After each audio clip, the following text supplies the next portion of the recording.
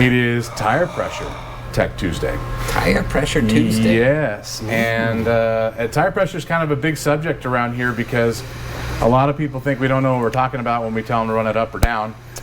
We are going to prove to you how important it is to have high pressure, low pressure, wherever it might be for what you're driving by dropping that car outside or Ernie's car straight in the shop. And we'll do that a couple times so you can see one way or the other. But if you have questions regarding tire pressure, then put them in the feed and we'll try to get to them. If you have questions regarding style of tire or manufacturer of tire, do not ask us. This is not a tire comparison video. Tire pressure. We've got kind of two different mentalities when it comes to tire pressure. You've got in the sand and you've got off-road. And in the sand, typically, we're dealing with a sand tire and what it requires and what its best tire pressures are.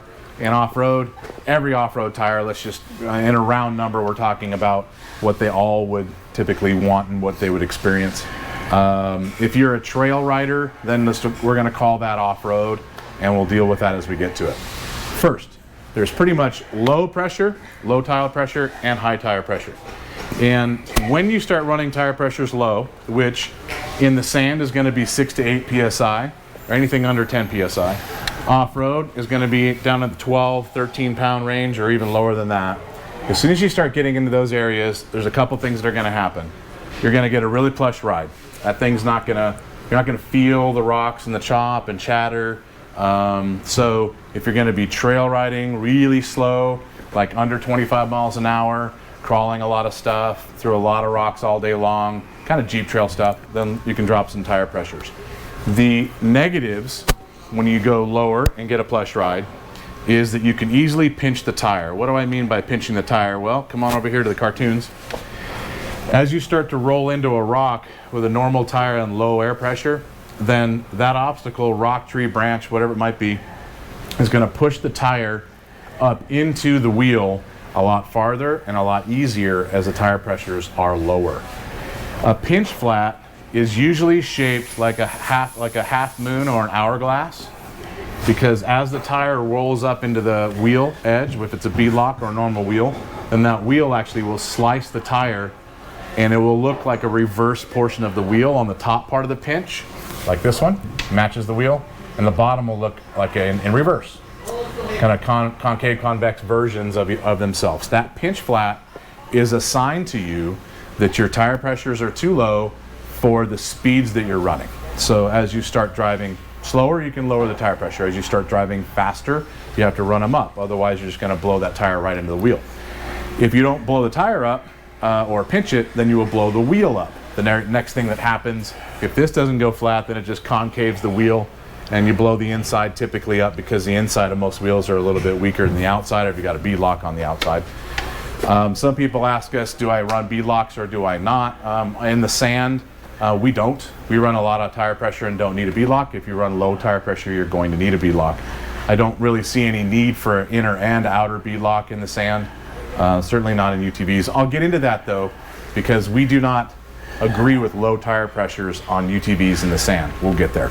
Pinch tire. You also have wheel damage. You have ground clearance problems, and it's an uncontrolled spring. Ground clearance.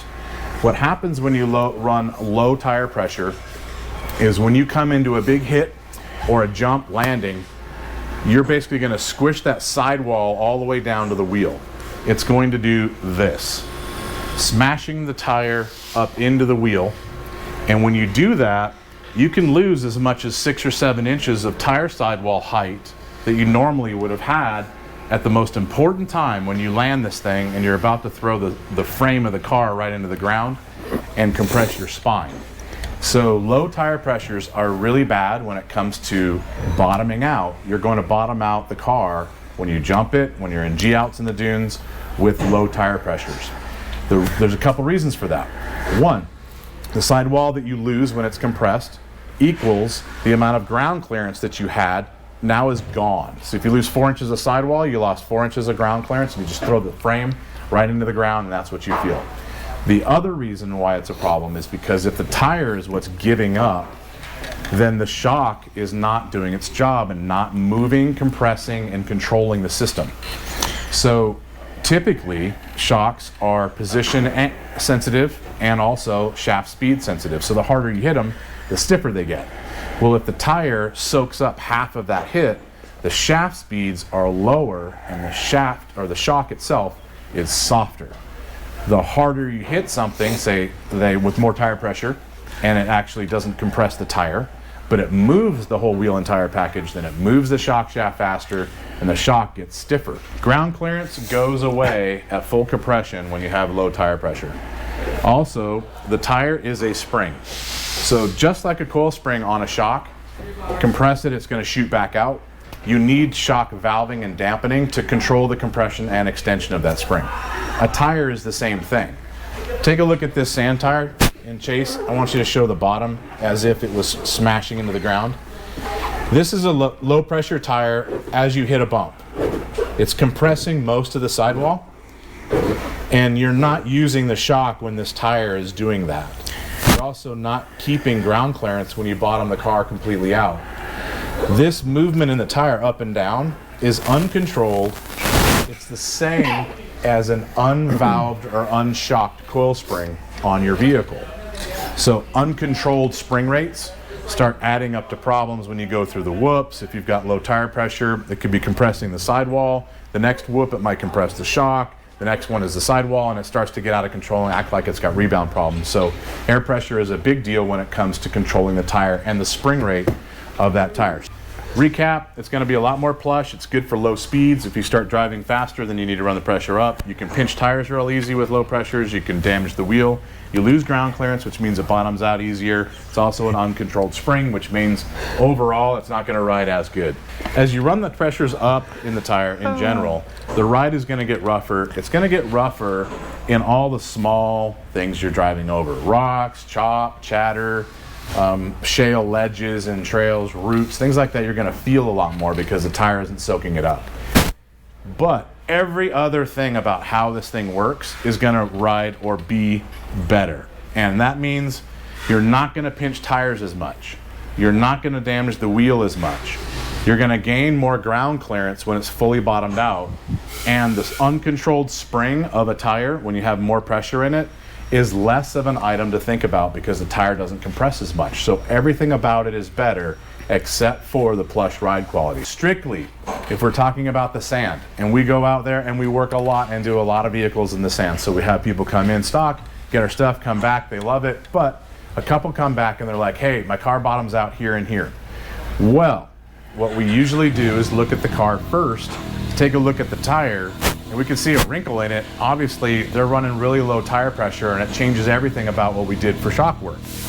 So we like to see people run more than 10 PSI across the board, definitely more than 10 PSI. We prefer 12 to 16 PSI in a sand tire if you want the suspension to work right and you don't want it to bottom out. This changes according to the tire selection.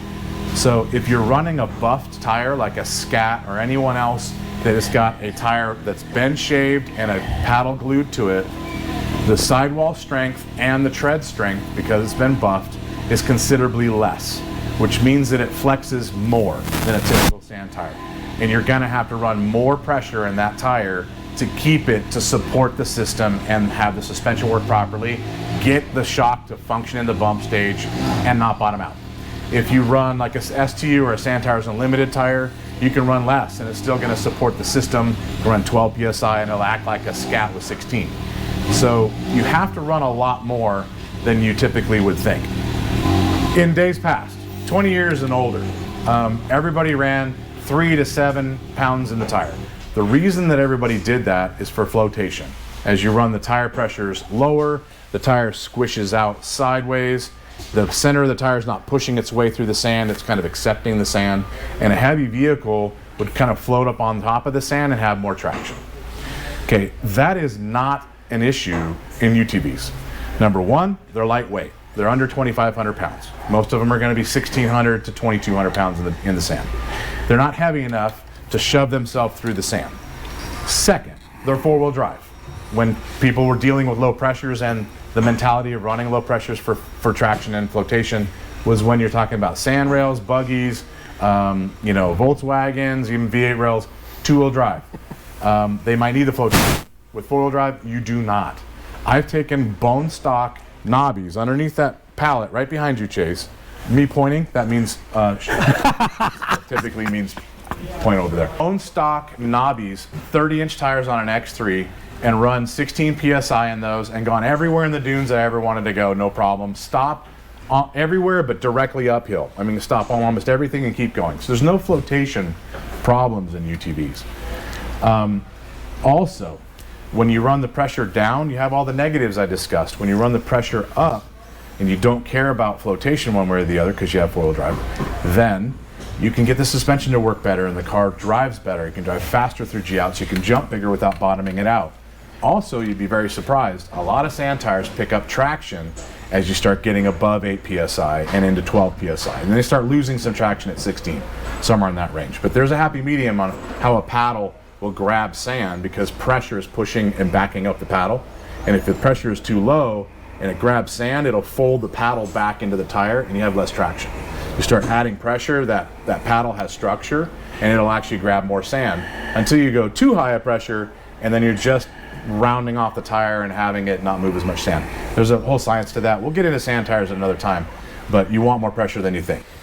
In the sand, you're gonna need to run between 10 and 16 pounds. I prefer 12 to 16 pounds depending on the tire style, just so that the car has the ground clearance when it's completely bottomed out and big G-outs and big jump landings.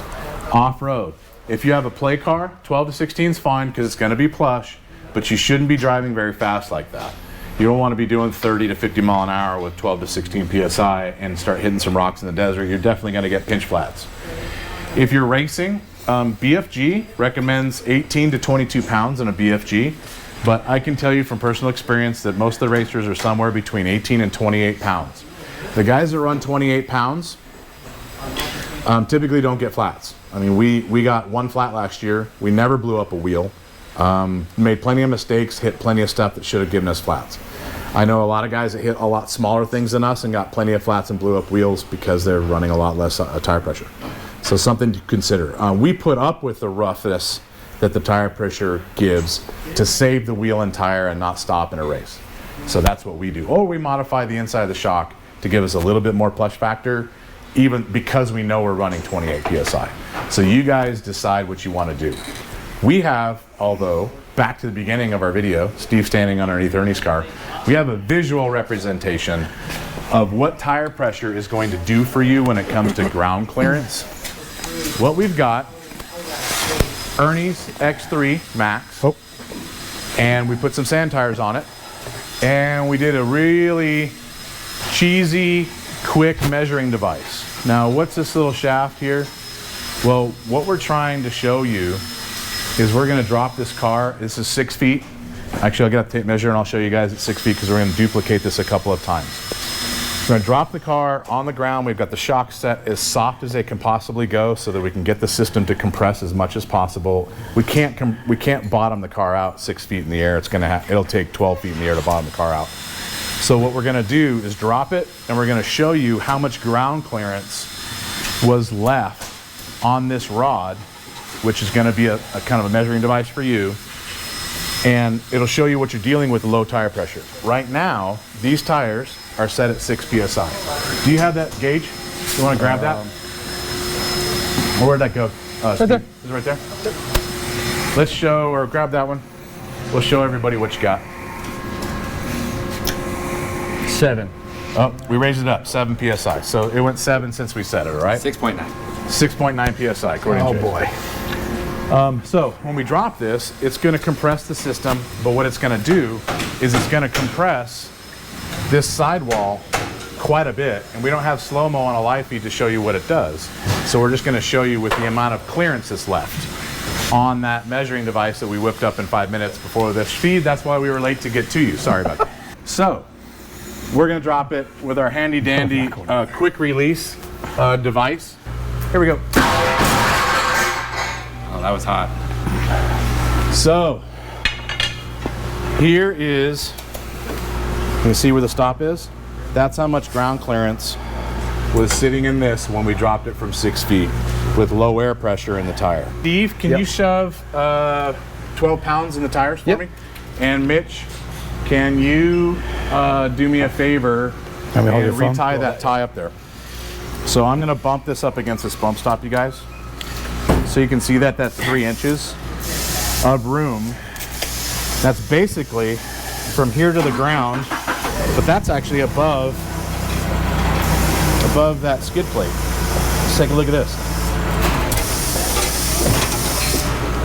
Mitch, you got that digital This gauge? bracket is 2 inches above the skid plate. We have 3 inches showing. That means that there was 1 inch of ground clearance in this system. Let's reset it while the guys are changing air pressure. Back to 0. Oh, I'm like, what the hell is going on? Oh, you got it? It's going to take the guys a little bit to kind of reset this, okay? But Mitch is going to tie another strap on there that we can cut, and Steve's going to put 12 PSI in the tires, and we're going to drop it again and show you the difference. Okay, so we went from 7 PSI to 12 PSI. We brought it back up to 6 feet, exactly 6 foot. And you can see that. I didn't measure it at first, but you guys could tell it's the same spot. And we reset our little ground clearance meter, okay? So let's drop it right now and let's see what the difference is in ground clearance when the tire pressure went up. Remember, 2 things are gonna happen here. 1, the tire is not gonna squish on the sidewall near as much, which means you're gonna end up with more ground clearance. 2, since the sidewall didn't squish, that means that it pushed the shock shaft faster, and that means the shock will get stiffer just strictly by having more air pressure in the system. So let's see what it does. Drop it like it's hot, Justin. Drop it like it's hot, Steve. Bust it. All right, where's the sharp end of this dull knife? Hang on. I need longer T-Rex arms. Hold on. Here we go.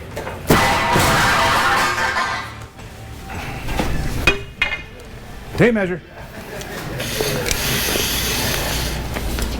Up a little bit. There we go. 5 inches. We gained 2 inches of ground clearance strictly by putting a couple PSI in that tire and allowing the shock to stiffen up with shaft speed. 2 inches of ground clearance is huge. The reason is an X3 only has 1 inch of ground clearance factory. So if you lost 3 inches of tire, that means that you're going around the dunes driving the chassis of the car into the sand 2 or 3 inches under the sand every time you bottom it out. If you run the tire pressures up, shock works better, bump stage is higher, shaft speeds are higher, and you don't lose ground clearance in the sidewall of the tire. So when we tell you to do this in the dunes, and you guys look at us like we're crazy and we're trying to make excuses, understand there is some real science to this. It's actually important, and you need to follow tire pressure rules in the sand. Facts. There's a lot of Facts. guys looking for 2 extra inches. Stall your tire pressure Well, it right was there, free. fellas. Tire pressure was free for an extra 2 inches there, Chase.